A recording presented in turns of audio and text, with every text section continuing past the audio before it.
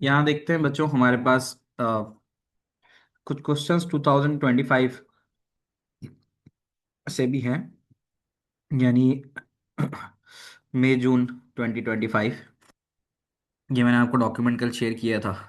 इसका page number 9 है, और ये रहा पेज नंबर 10। पेज नंबर 10 पे एक क्यू का सवाल है। Stack and queues are both abstract data type.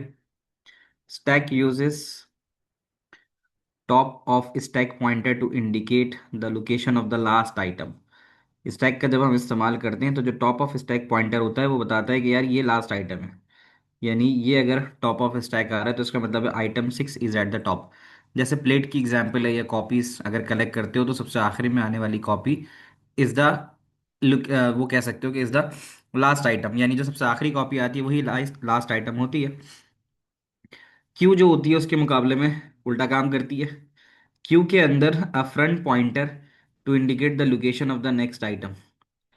फिर हम जब बात करते हैं फ्रंट पॉइंटर की, तो वो बताता है कि location of the next item to be removed from the Q.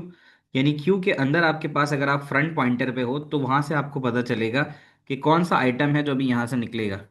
जैसे अगर यही एरे की इम्प्लीमेंटेशन की बात करें, तो ये हमारे पास फ्रंट पॉइंटर है जो ये बताता है कि कौन सा एलिमेंट हमने निकालना है। यानी Ali will be the first to remove from the queue. A rear pointer to indicate the location of next item to be added। अब हमारा अगर अली के बाद बासित, बासित के बाद फराज, फराज के बाद दानिश, दानिश के बाद कामिल अगर आना है, तो दानिश से वो जो पॉइंटर है वो उठ के रियर पॉइंटर नीचे आ जाएगा। तो रियर पॉइंटर के आने से पता चलता है कि next item of the queue क्या होगा। A queue can be use to reverse the items stored on stack. ये स्टैक है, स्टैक में जो डाटा डलता है वो यहाँ से डलता है। आइटम 1, फिर आइटम 2, फिर आइटम 3, 4, 5, 6 वो नीचे से डलना शुरू होता है। तो आपने एक क्यू का इस्तेमाल करना है जो रिवर्स करे आइटम्स स्टोर्ड ऑन स्टैक, यानी आइटम नंबर 6 नीचे आए फिर 4 आए क्यू के अंदर, तो इस तरह से चलेगा। Final state of stack when the items have been reverse. नहीं, ये ए लेवल की क्लास है बेटा। तो final state of stack when the items have been reverse, जब रिवर्स होंगे तो डायरेक्ट 6 निकलेगा, 6 के ऊपर 5 आएगा, 5 के ऊपर 4 आएगा, फिर 3 आएगा, फिर 2 आएगा, फिर 1 आएगा। तो ये तुम्हारे पास फाइनल स्टेट हो जाएगी स्टैक का जब ये रिवर्स हो जाएगा। Describe how the queue could be used to reverse the items that are currently stored on stack। तो वो आपसे पूछ रहा है कि ये वाली जो स्टेट आई है ये आएगी कैसे। यू नीड टू डिस्क्राइब किया इस स्टेट के ऊपर हम पहुंचेंगे कैसे। What are the steps we took, हमने कौन से स्टेप्स लिए हैं जिसकी वजह से हम इस वाली पोजीशन पे पहुंचे हैं। इस वाले जो टॉप ऑफ पॉइंटर स्टैक का मौजूद है उसको नीचे लेके आए, और जो सबसे नीचे है उसको ऊपर लेके आए। क्यू में तो ऐसे ही होता है। Your description must include how the pointers are used in both stack and queue. आपके डिस्क्रिप्शन के अंदर स्टैक एंड क्यू के पॉइंटर्स का जिक्र होगा। स्टैक के अंदर जो जिक्र होता है वो होता है हमारे पास टॉप ऑफ स्टैक का। टॉप ऑफ स्टैक पॉइंटर यहाँ पे नजर आ रहा था, ठीक है। और फिर एंड ऑफ स्टैक होगा, एंड ऑफ स्टैक पॉइंटर, दोनों में पॉइंटर का इस्तेमाल होगा। यहाँ तक बात समझ में आती है। अच्छा, अब हम बात करते हैं क्यू की। तो क्यू के अंदर हमारे पास एक फ्रंट पॉइंटर आता है और एक हमारे पास रियर पॉइंटर आता है। इसी का उसने कहा है कि आपने जिक्र करना है। स्टैक इनिशियली कंटेन्स एन अन नंबर ऑफ आइटम। अज्यूम कि स्टैक के अंदर जो नंबर ऑफ आइटम्स आपको नहीं पता। Queue can store all the items currently stored on the stack. Queue जो भी आइटम्स होंगे स्टैक में उसको स्टोर करेगी, और क्यू इनिशियली एम्प्टी होगी। यानी यहाँ से निकाल के डाटा यहाँ पर डालना है। यानी ये तो आपके पास स्टैक है, ये वाली स्टैक नज़र आ रही है, और इससे आपके पास क्यू के अंदर डालना है। ये स्टैक है, ये क्यू है, और क्यू के अंदर फिर आप डाटा डालना शुरू करोगे। अब हम इसके बारे में लिखना शुरू करते हैं। 7 मार्क्स का क्वेश्चन है। तो इसका जो तरीका है इसको स्टेप बाय स्टेप समझ लेते हैं कि अगर आपको मैं बना भी देता हूँ, ठीक है। इस तरह से मैं दो चीजें बना देता हूँ ताकि आपको समझ में आए।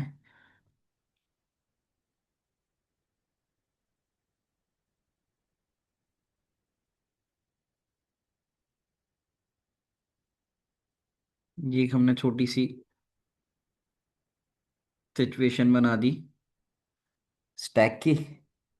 और फिर इसी तरह एक और हम बना देते हैं फॉर क्यू।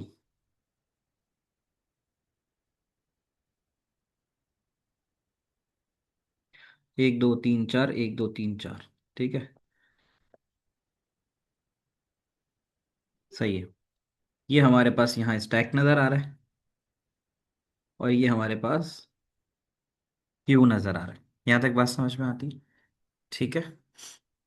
अच्छा, अब नेक्स्ट आगे चलेंगे।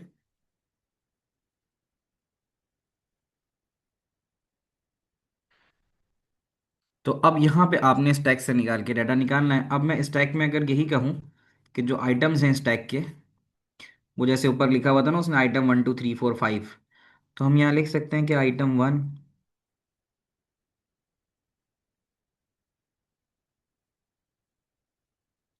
स्टैक में थे, आइटम 2, आइटम 3, आइटम 4। यहाँ आपको नजर आ रहा था टॉप ऑफ स्टैक पॉइंटर, तो हम TOS लिख देते हैं, that is the top of stack pointer. यहाँ आपके पास क्यू का फ्रंट पॉइंटर आ जाएगा। अब जो आपने पहला काम करना है, सबसे पहले अगर आपको स्टैक से निकाल के क्यू में डालना है, आप क्या करोगे? आपके पास दो डब्बे हैं। एक में आपने डाटा ऐसा डाला है कि उसमें किताबें डाली हैं, ये आपकी 4 किताबें हैं, सही है। और इन 4 किताबों को आपने क्यू की फॉर्म में रखना है। तो अब आप सबसे पहला काम क्या करोगे ये बताओ, राइट योर रिस्पॉन्सेस। सबसे पहला काम क्या करोगे आप? I am waiting for the response, बताओ मुझे। हमें स्टैक से डाटा उठा के क्यू में डालना है, तो आप क्या करोगे? Pop the item from stack, बिल्कुल सही कहा तुमने, कि इसमें से एक आइटम निकालोगे और उसके बाद जो टॉप ऑफ स्टैक पॉइंटर है उसको अपडेट करोगे। क्या ये बात मानते हो? जब ये वाला आइटम निकलेगा तो टॉप ऑफ स्टैक पॉइंटर नीचे जाएगा, इजंट इट और नॉट? तो इसको डिस्क्रिप्टिव पॉइंट ऑफ व्यू से अगर लिखना है तो तुम यही लिखोगे, पॉप एन आइटम, साथ साथ लिखते जाओ, pop N item from stack and update, and update stack pointer. ये 2 मार्क का लिख दिया तुमने, यानी यहां से उठाया और इसको अपडेट किया। अब ज़ाहिर है जब उठाया तो फिर कहीं ना कहीं जाएगा। अब इसका मतलब है इसको उठा के यहां से, यहाँ देखना, यहां से उठा के क्यू में ऐड कर देंगे। ठीक है, तो मैं अगर यहाँ लिखूं, this is the third step, 3 करके करूं कि इसको मैं उठा के फिर डाल दूं क्यू के अंदर, तो फिर मैं लिखूंगा add it to queue, add it to queue and update. अब जो अपडेट करना है वो कौन सा पॉइंटर है? अपडेट। अब फ्रंट पॉइंटर तो ऑलरेडी मौजूद था, ठीक है। तो जब आपके पास आइटम 4 यहाँ आएगा, आइटम 4 यहाँ आ जाएगा, तो फिर आपका नीचे रियर पॉइंटर अपडेट होगा, है ना, क्योंकि वो नेक्स्ट वैल्यू को लेने के लिए तैयार होगा। तो पॉइंटर तो अपडेट होना जरूरी है, add it to the queue and update rear pointer, REAR, rear pointer. ये 4 मार्क हो गए तुम्हारे साथ में से, ठीक है। और ये काम उस वक्त तक होना चाहिए जब तक, ये काम उस वक्त होना चाहिए जब तक, जल्दी से बताओ, ये काम कब तक होना चाहिए? ये काम रिपीट होगा, फिर ये निकलेगा इधर जाएगा, ये निकलेगा इधर जाएगा, ये निकलेगा इधर जाएगा। तो ये रिपीट उस वक्त होगा जब तक कि तुम्हारी ये स्टैक क्या ना हो जाए, खाली ना हो जाए, ठीक है। तो हम यहाँ लिखेंगे नेक्स्ट पॉइंट जो कि 5वां पॉइंट होगा, repeat until stack is empty, जब तक कि स्टैक एम्प्टी ना हो जाए। ये तुम्हारे 5 मार्क हो गए, ठीक है। ये हो जाएगा, फिर उसके बाद क्या होगा? ये वाला एक पॉइंट हो गया, ठीक है। तो ये इस तरह करके यहाँ चले जाएंगे। अब हम एक और चीज लिख सकते हैं, और कुछ बोला था उसने, ये क्यू में पूरा था। क्यू इनिशियली एम्प्टी होगी। अच्छा, आगे अगर देखें तो हम मजीद क्या कर सकते हैं।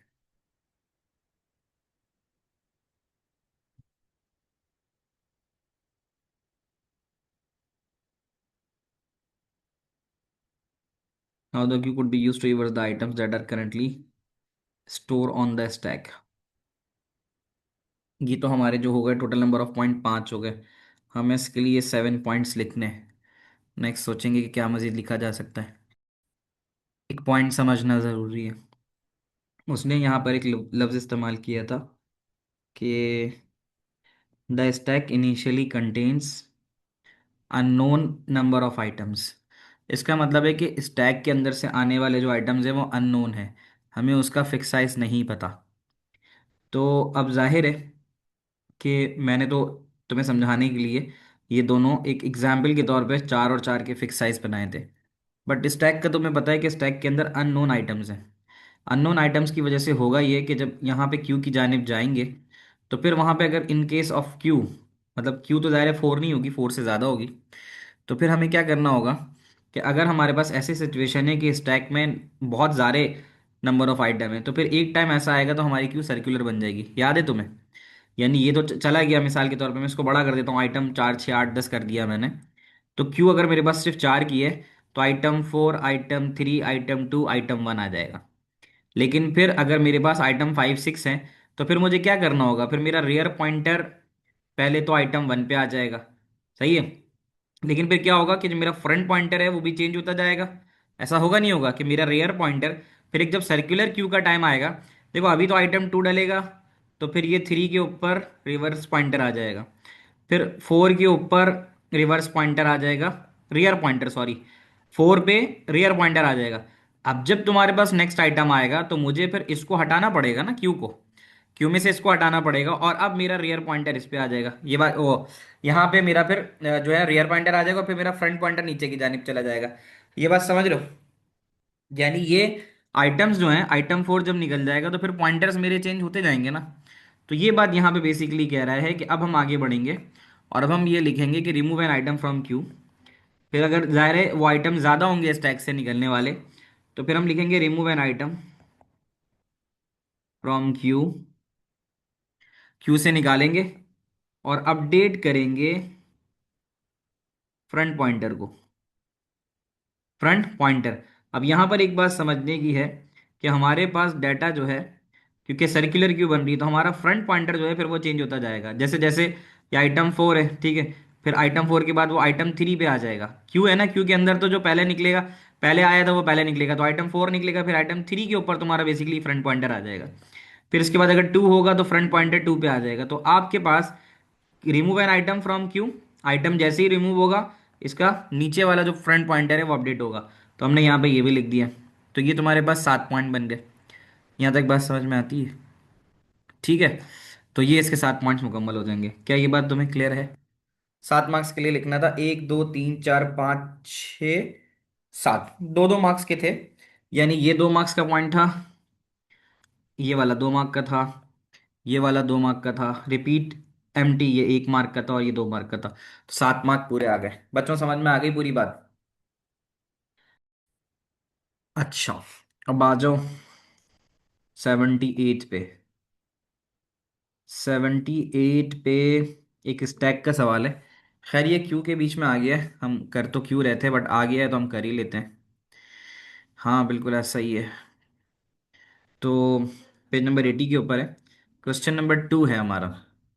स्टैक का आ गया तो कर ही लेते हैं, फिर मिस हो जाएगा। तो इस वाले सवाल में हमसे ये कह रहा है, छोटे छोटे सवाल हैं। एब्स्ट्रैक्ट डेटा टाइप का इस्तेमाल करता है, मेमोरी लोकेशन 400 से लेकर 409 तक है। डायग्राम के अंदर स्टैक की करंट स्टेट आ रही है, top of stack pointer indicate कर रहा है कि लास्ट वैल्यू कौन सी है।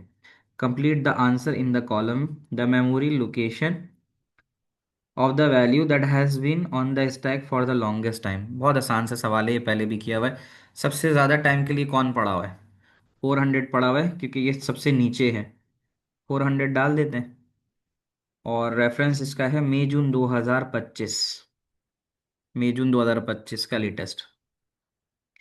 फिर कहता है the number of consecutive push operations that will result in the top of stack variable containing 409।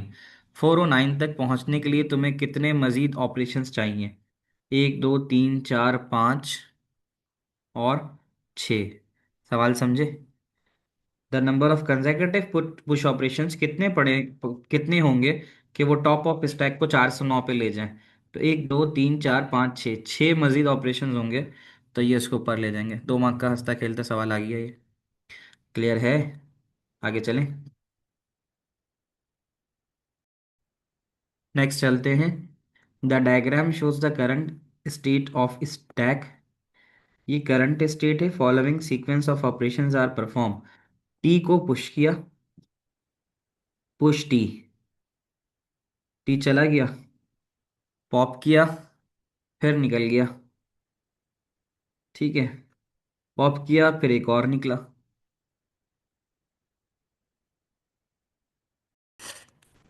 आगे चलते हैं। पुश हुआ, पॉप हुआ। 2 दफा पॉप हो गया था ये। पुश का मतलब टी डाला। इंशाल्लाह पुश का मतलब टी डाला। और पॉप का मतलब उसी टी को भी निकाला। जब उसमें पुश टी किया होगा तो ये टॉप ऑफ स्टैक ऊपर आ गया होगा। ये top of stack T O S ऊपर आ गया। और पॉप का मतलब है कि फिर वही टी भी निकला और वही पॉप से ए भी निकला। अब ये तुम्हारा टॉप ऑफ स्टैक आ रहा है। फिर कहता है पुश जेड। पुश जेड का मतलब है 406 के ऊपर तुम्हारे पास। एक second. So in this question की जो हमें सामने नजर आ रहा है, इसके स्टेप्स हम जरा देख लेते हैं कि हमारे पास इसके स्टेप्स किस तरह से हुए हैं। तो यहाँ मैं लिखते जाता हूँ। सबसे पहले हमने स्टार्ट किया था, starting with push T. Push T की वजह से ये टी आया और टॉप ऑफ स्टैक ये आ गया। ये था हमारा पुश टी। फिर उसके बाद कहता है इसको पॉप करो। पॉप का मतलब है कि फिर इसको निकालो। जब इसको निकालेंगे तो तुम्हारा टॉप ऑफ स्टैक ये आ जाएगा। ठीक है, इसी को निकाल दिया। फिर ये पॉप कहता है तो फिर इसको भी निकालो। फिर टॉप ऑफ स्टैक ये आ जाएगा, है ना? यहाँ पड़ा हुआ है। अब कहता है पुश करो जी को, जेड को। जेड को पुश करने से जेड आ जाएगा 407 पे। और ये तुम्हारा आ जाएगा टॉप ऑफ स्टैक पॉइंटर। समझ रहे हो? वैसे ही होगा पुश जी तक। अच्छा, पुश एक्स करोगे। पुश एक्स करोगे तो एक्स यहाँ आ जाएगा और ये मेरा हो जाएगा टॉप ऑफ स्टैक पॉइंटर। ठीक है, एक्स चला गया। फिर कह रहा है पॉप करो। पॉप करने का मतलब ये है कि फिर इसको निकालो या काटो। इसको काट देते हैं ऐसे करके। ये काट दिया। जब काट दिया तो टॉप ऑफ स्टैक नीचे आ गया काटने की वजह से। ठीक है, हम कहाँ थे? पॉप पे थे। और उसके बाद इस पे पुश वाई डालो। पुश वाई का मतलब है कि मजीद इस पर डालो डाटा। पुश वाई का मतलब ये कि उस एक्स की जगह पर अब वाई आएगा, दैट इज ऑन 408। और यहाँ पे तुम्हारा टॉप ऑफ स्टैक आएगा। क्या ये बात तुम लोगों को समझ में आई? 408 पे टॉप ऑफ स्टैक वाई आ रहा है और बाकी जेड पड़ा हुआ है, सी पड़ा हुआ है। ये सारी कहानी है। उसने बोला इसको यहाँ नीचे लिख दो। ठीक है, तो हमने जो चेंजेस किए हैं मैं उसको लिख देता हूँ। मेरे पास 408 पे वाई है, ऐसा ही है। 407 पे जेड है और 406 पे सी है। बाकी तो कॉपी पेस्ट है। सही है, इसी के मार्क है। और क्योंकि ऊपर अभी पड़ा हुआ है वाई, तो टॉप ऑफ स्टैक ये होगा। टॉप ऑफ स्टैक ये होगा। इसी का मार्क है। ठीक है, वाई को ऊपर रखने का एक मार्क है टॉप ऑफ स्टैक के साथ। जेड और सी का एक मार्क है। बाकी जो एफ है और के है, सी है। नहीं, सी के एफ था ना, मैंने एफ के सी लिख दिया। नहीं, सी एफ के बी लिखना था मुझे। बी लिख देता हूँ यहाँ पे। और एस और आर और डी। अब आ रहा है समझ में? तो ये तुम्हारा पूरा यहाँ पे कवर भी हो गया। Is that clear? इसको लिख लो तो मैं अगले सवाल की जानिब आऊँ।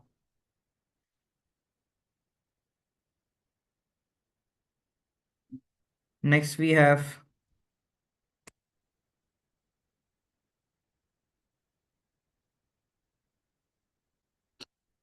इन a different program the programmer decides to implement a link list. अच्छा, लिंक लिस्ट अभी पढ़ा नहीं है तो हम फिलहाल यहाँ नहीं जाते। क्यू की बात फिर कहाँ आ रही थी?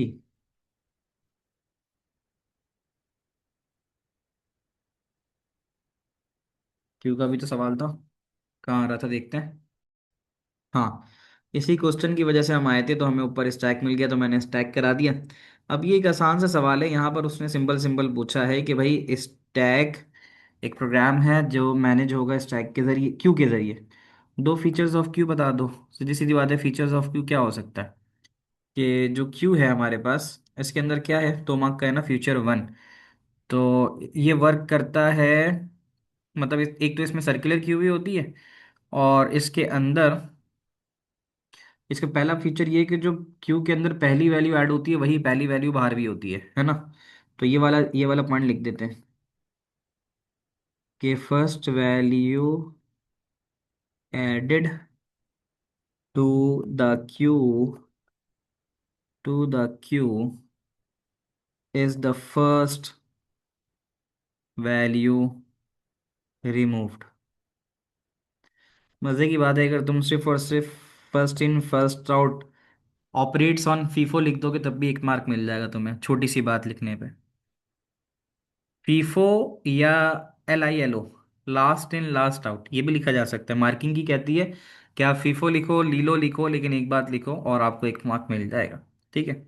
और दूसरी चीज़ ये है कि इसमें हम ये भी लिख सकते हैं कि manipulate using in Q D Q, यानी इसके अंदर चेंजेस जो हो सकती हैं, मैनिपुलेट यूजिंग, यानी जो चेंजेस होती हैं वो इन QUE इन क्यू और डी क्यू के जरिए होती हैं। इसका भी मार्क है QUE।